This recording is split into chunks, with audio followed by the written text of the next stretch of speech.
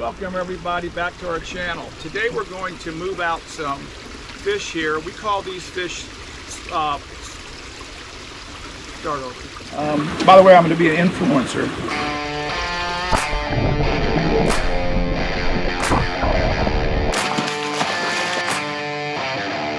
FH has 6 Trets on here, but there's none in the warehouse, so I don't know what you want to do with these guys. Yeah, well, the only place we might have them is over there where the wild breeders are, and we go over and do it.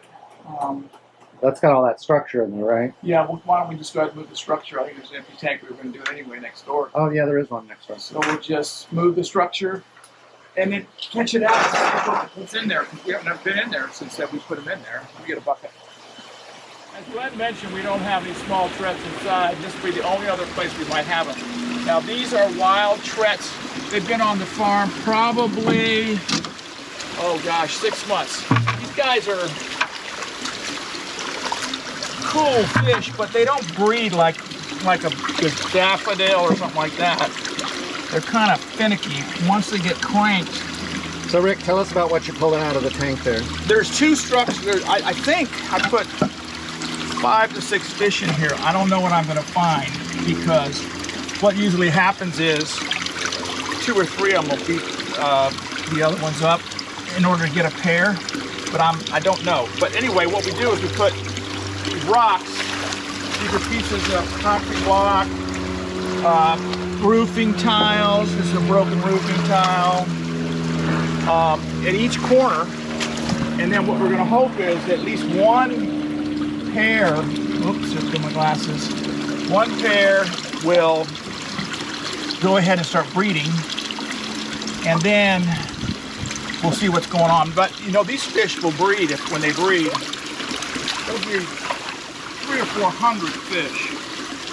But since we've never checked them because it's brand new for us, I don't know what we're going to find in here. We might find 2 adults. We might find some babies and no adults. I don't know. But we don't usually go into these things. These are like gold secapacciatas, same thing. Beautiful fish, really nice. Once they get cranked up, they really breed. Up to that point, they're kind of really finicky. They're not like anything other, some of the other lamps. So you have breeding structure in both ends of these tanks, yes, right? Yes, and I'm not even sure. I have not seen, these guys are real skittish. You walk up to them, they disappear. I have not seen the adults. I just saw an adult. So I'm not sure what we're going to find. But like I said, we put breeder structure when we get wild fish in. We put breeder structure in, and then put 3 or 4 adults, hopefully that we get a pair. I see one guy running around, but I see babies, but I don't see, I don't know if there, I hope there's another one in here that's a pair. And unfortunately, sometimes when we do this pair bond will be broken, and these fish will, unfortunately, decide they hate each other and beat each other up.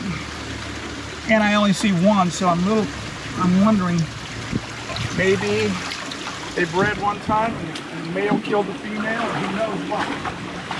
But at least I'll know if this is worth it to put it back in here. And if it's not, then I see 2 fish in there. I'm happy.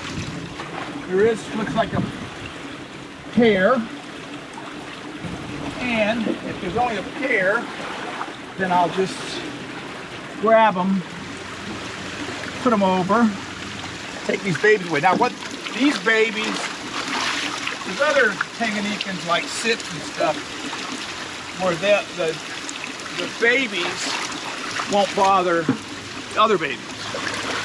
These guys, on the other hand, they're not good like that. They will, these babies, these guys could have bred 3 times, and these original babies, fry or whatever you want to call them, could have eaten them. So now the only thing I'm going to worry about when I get down this end is that these fish don't jump out of here. They're skittish, the adults. But I got them. So I would say, right offhand, this is the female. I'm just going size. I could flip her over and look. But my glasses are all wet, so I don't really care. Yep, female. And this is the male. Nice fish. Beautiful color. Yep, this is like, you know, it's like a long frontosa. Look at that. Amazing. Mm-hmm. Bars and everything. So we're going to take these in. Again, I don't have my glasses on. I'm as blind as a bat. And Glenn's going to tell me how big are these, Glenn? These are easily inch and a half, the larger ones, inch and a quarter for the smaller ones, and there's still more in the tank. So you know, these guys, I used to breed them many years ago, and I had a new guy working for me, and these things will spawn 400 babies easy. And the guy, I was watching these babies, I was taking care of them, I was feeding them brine shrimp, blah blah blah blah blah. And the guy one of the new guys came up and said, "Yeah, I found a tank out there and had all these little insects in it." So I drained them all out. No way. That was 300 or 400 Trets. Holy mackerel. Yeah. That's a learning experience. Was that his last day working for you? No, he's still working here. Is that Tony? It's Tony. But let me just tell you something. I have, even after all these years, I will continually make mistakes. And the mistake usually is this. I'll see something. I'll be walking by a tank and I'll see something. I'll say, wow, that's got to be taken care of right now. I'll walk about 3 feet away to do what I'm doing. And it's like a bouncing rubber ball. I don't remember. Don't come back. So that's how you can mess up here. Everybody that handles fish knows that, I don't know if everybody knows, but you walk up to a tank that every day is active, fish running around, fish hanging out, fish having a great time, all kinds of stuff. And you walk up to that tank and those fish are huddled in the corner, you gotta start looking. What's going on? Why are they doing that? Is something in there? Is somebody like these fish are people, is someone, there I go, is a fish beating up the other fish? Does something happen to the dynamic? And you got to take care of it right now, because if you don't, you come back 24 hours later and your tank could be dead. And it could be as simple as your pump went out. It could be simple as you overfed them. It could be simple as they're just not feeling good. So you got to figure it out fast, deal with it fast, and then you will, well, in most situations, you'll save the day. All right, we're heading in with these. So Rick, here's the question. Did we get the fish we need for the order? Yes, we did, and he's going to be very happy. And these aren't even on my list. He just put down at the bottom of my list, he wrote down, my customers do that, because sometimes I don't list everything I have.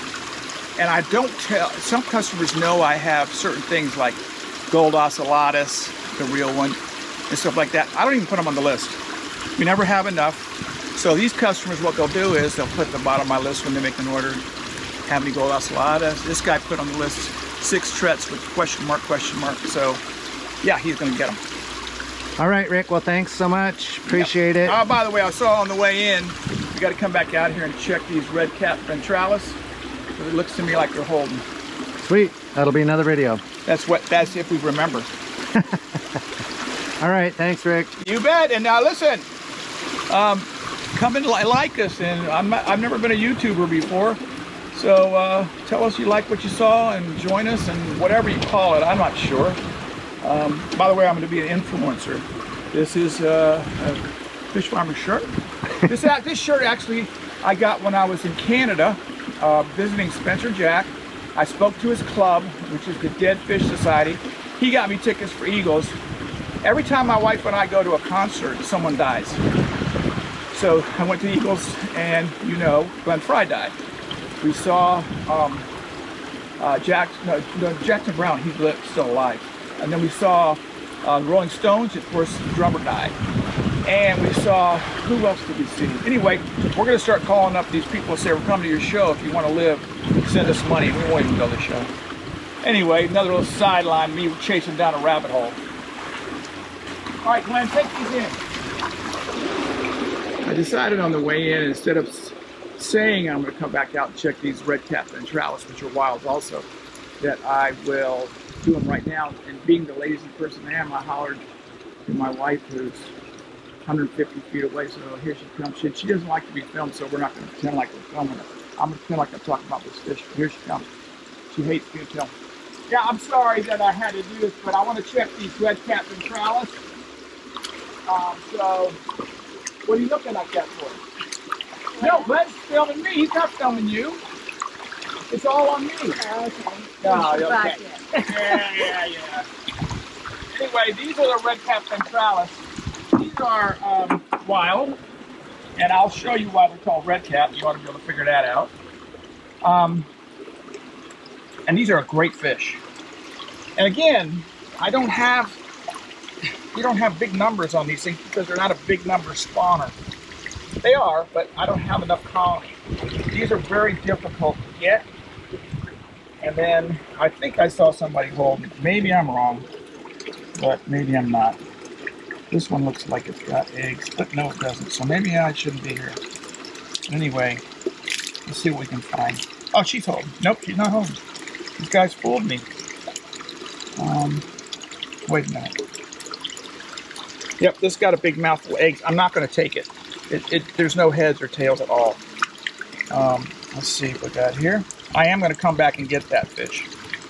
This guy, same thing. So we're definitely going to come back here. Glenn will put it on his phone with a reminder, and we'll come back and get him, I would say, in about 6 days. And it looks like that's a little young male coming up. Even at this size, if you look at the very tips of his ventral fins, have to in the water. They got the little yellow tips. I don't know if you can see it. Well, anyway, I'll show you the big guy. See these yellow trailers right here? So when they're breeding, this guy is dragging those around on the bottom. The female is biting at them, picking up eggs and biting at them. And while she's doing it, their eggs are getting fertilized. And these things will flow right past, on some fish, right past their tail. But this is a red cap. This is probably the dominant one right now, because you've got the more of the red cap. But they're really cool fish.